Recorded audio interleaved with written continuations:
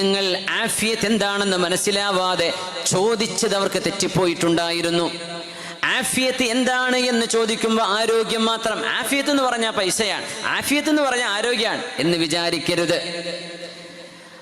ചോദ്യവും തെറ്റിയവർക്ക് അവർ ഉത്തരം പ്രതീക്ഷിച്ചതും തെറ്റായിരുന്നു.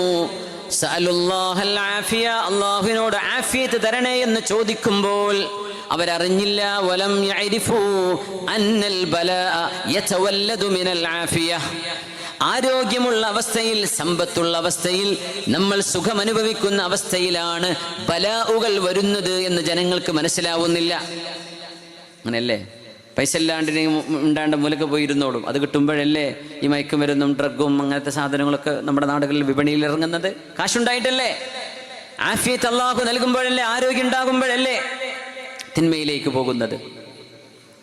ആളുകൾക്ക് അറിഞ്ഞില്ല. ആഫിയത്തിലൂടെ